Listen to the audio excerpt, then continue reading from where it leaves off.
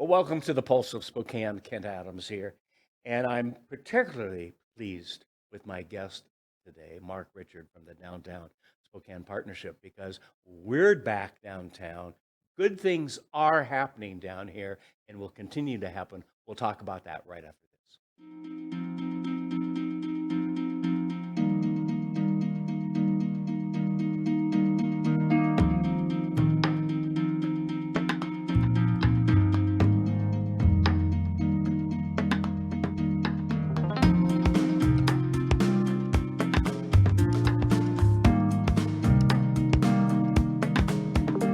Contact us today to learn how PowerView automation makes everyday living effortless. I'm Tyler Lemasters. Spokane's homelessness has been mismanaged by City Council. There is no compassion in failure. A fresh perspective is needed to address this issue. In November, I hope you vote for me, Tyler Lemasters, for Spokane City Council, District 2. Paid for by the committee to elect Tyler Lemasters.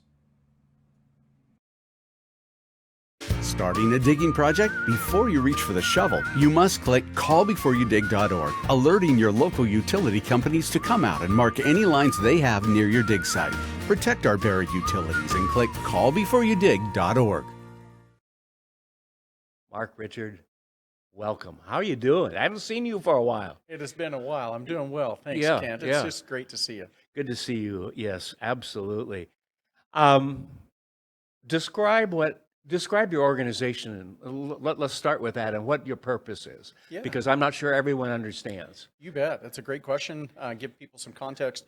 So, a couple of things. One, we have a membership component, voluntary participation that allows us to engage in advocacy, and so Okay. with that, we work on policy issues, and so engaging with our council and our state legislators to a little less extent on policy issues, just as it relates to business.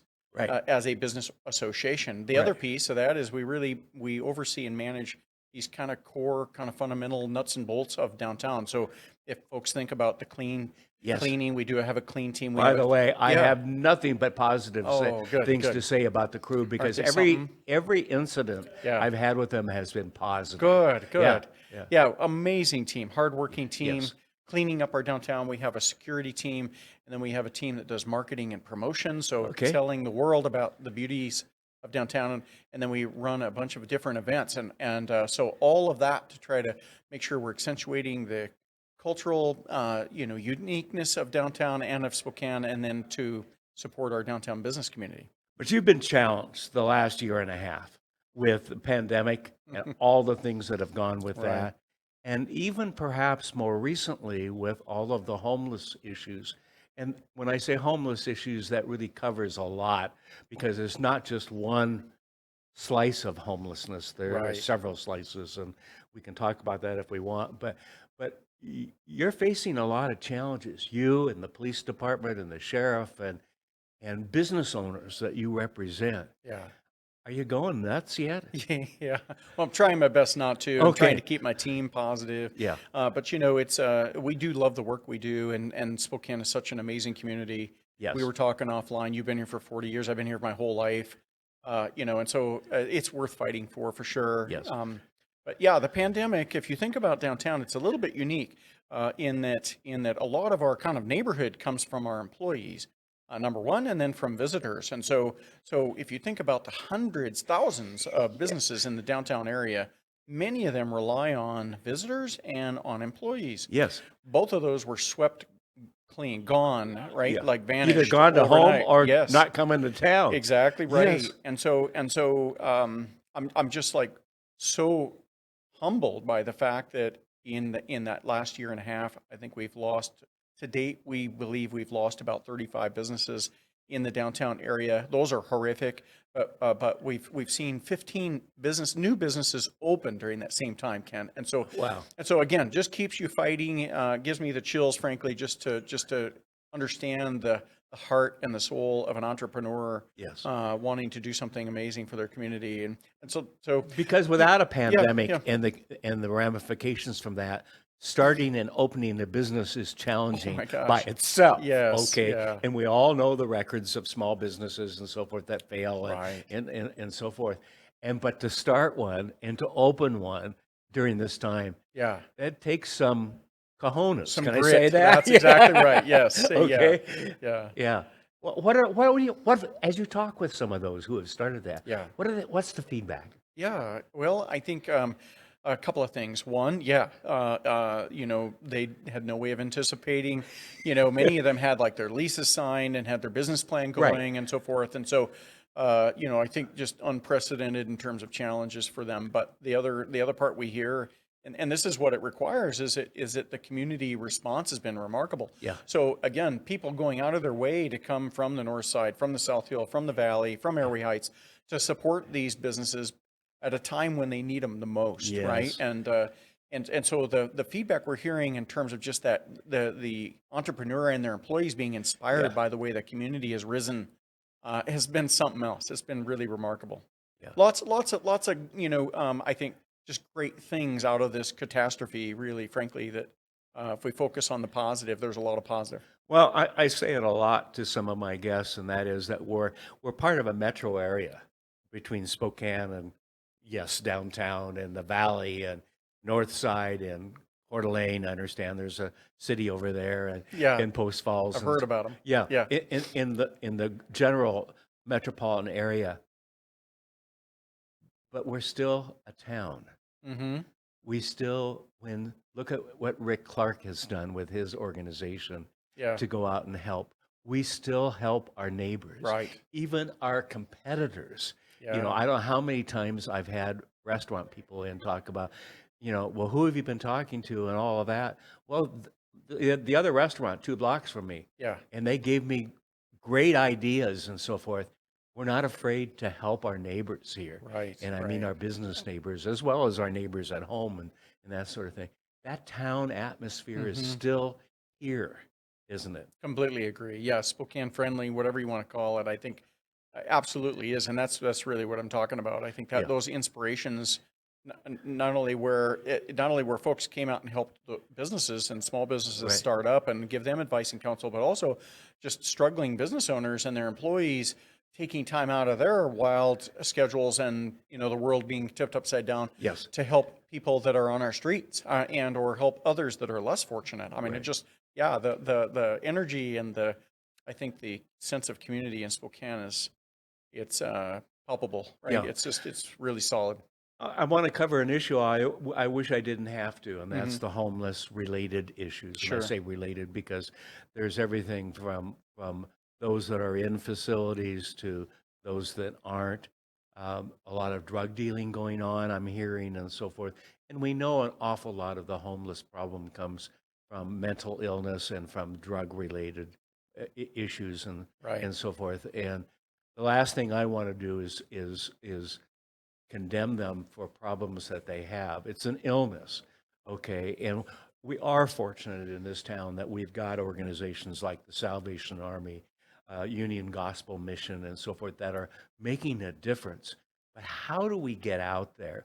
What kinds of things do we need as a business here, Mhm.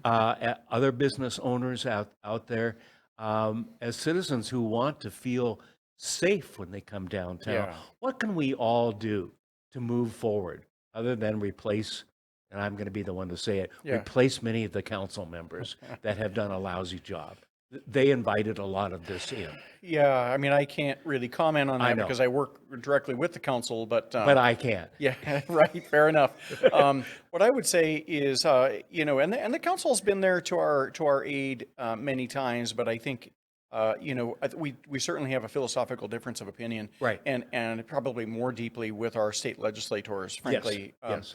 What can we do? I think the first thing is we've got to come back downtown. Okay. Employees need to come back. Yeah. Does it seem a little bit daunting because it's it's a bit quiet out there and I can But see you can find a parking spot. you absolutely can, right? Again, silver lining, yeah. Yeah. So, but as what I believe is one of the key ingredients to making downtown feel safer is just having more of us here. Yes. Good point. The other thing is that just I track the crime stats, as you might imagine. Oh. Crime is not going up in downtown Spokane. I think just like in the rest of the community, for whatever reason, we're seeing homicides with a slight uptick. Right. But and we're seeing a few other crimes, typically like commercial, burglary, those kinds of things. But by and large, crime is relatively stable and or gone down in some categories. And so I think a lot of this is perception. We've got to get back downtown and enjoy Yes. our downtown. a really good point. Yeah, so that there's more of all of us. Yeah. I think you know this, but your audience might not know. We firmly believe there's obviously homelessness in itself is complicated, but it's I think what the general public and frankly what the business community is concerned about is not about homeless people. Again, huge hearts of business owners, again working 16 hours a day, and they're providing services and money to organizations that help Yes. these folks. And So- food and yeah, Yes. yeah. What we're facing is like you said, an addiction issue. So if we think about, like I always describe this, we're really seeing out on our streets 5% of the homeless population, and they're the worst, most challenged. Yes. Suffering from mental illness, and therefore, like you said, masking that with Because they haven't with gotten drugs and services. alcohol. Exactly, they're Yeah. not getting services. and they don't want it in many cases. That's right. That's they don't, why they're they out. don't know they need it. Yeah, good They point. don't want it. And so that's really where we try to focus our energy.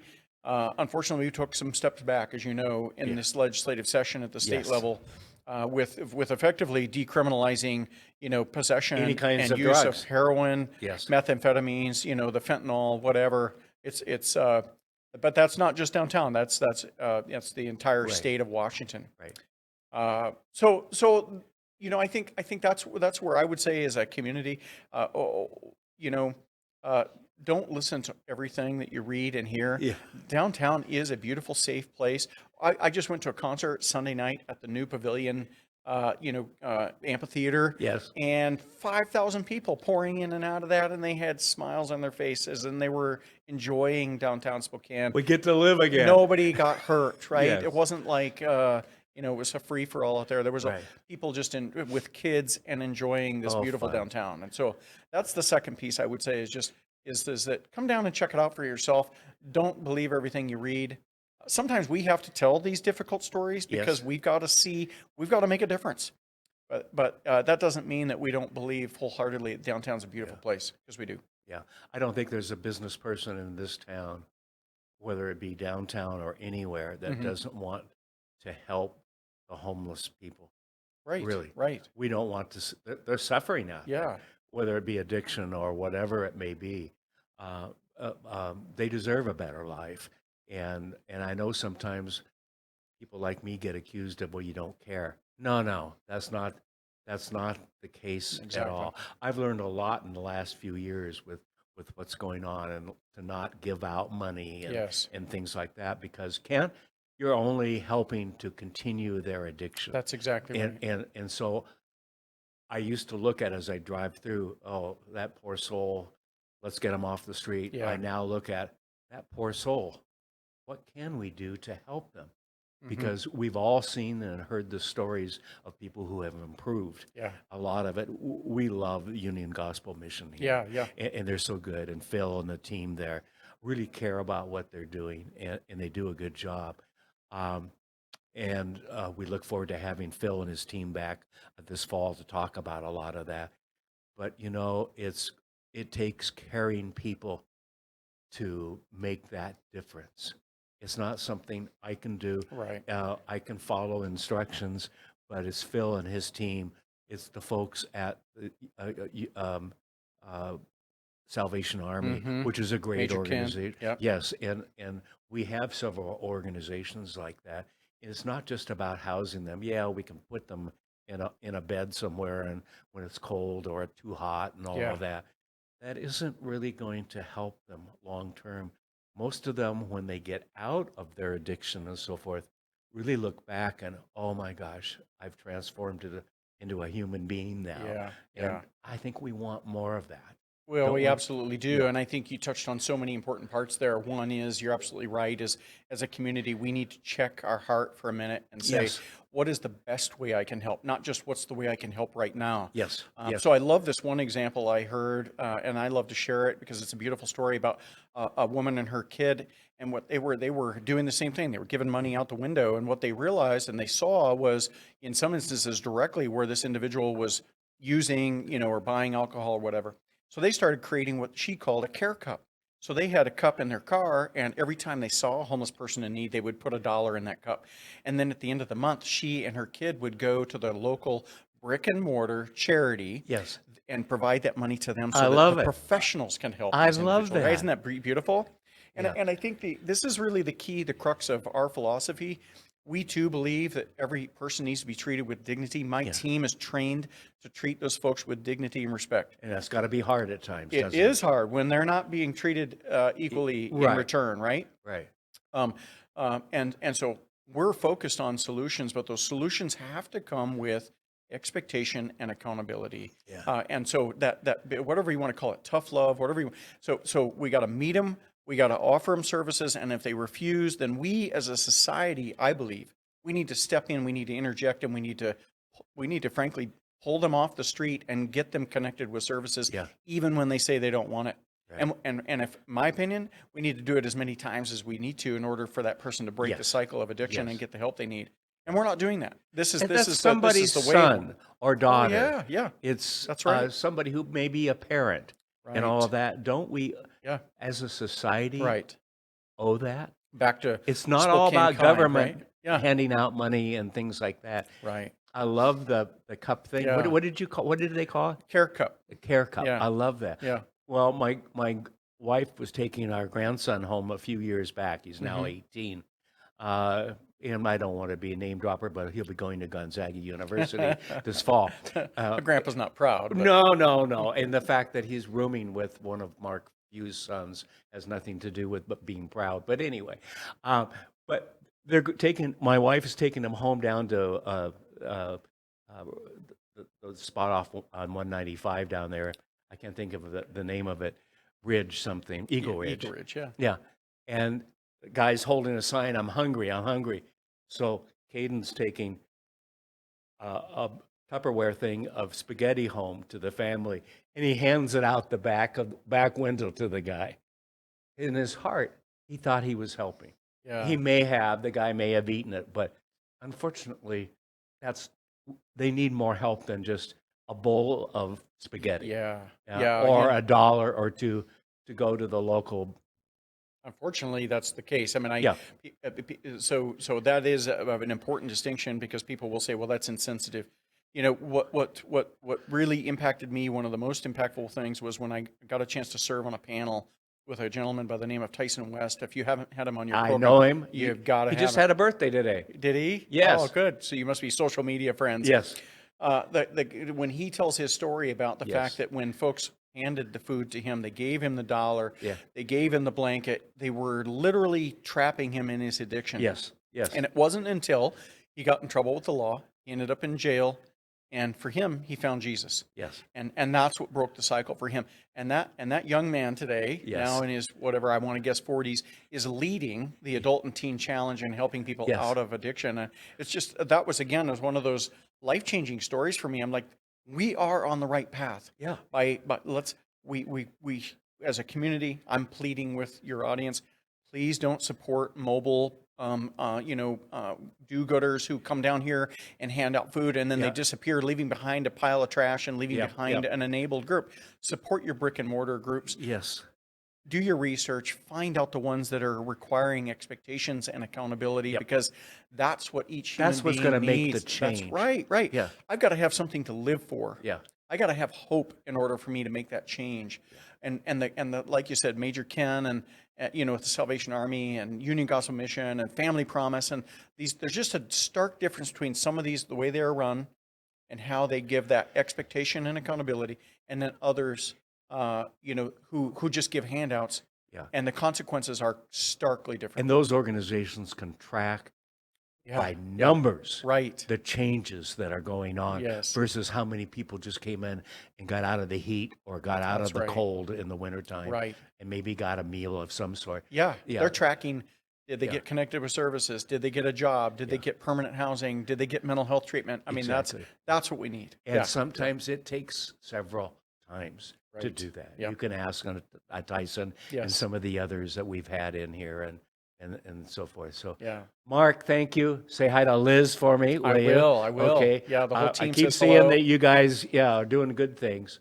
I love your idea, and I'm taking my takeaway today is to get more people to come downtown, because the more of us that are down here, Yeah. the better off we're all going to feel. That's exactly. And there are some terrific businesses that have just struggled like crazy, and let's honor them and their employees who show up. Yeah, because Ken, the and if I might, I mean, Yeah. those owners and those employees, they're our neighbor, they're our kids, Yes. right? Let's come down and support Yes. our community family. I don't know about you, but it used to do about a 15% tip.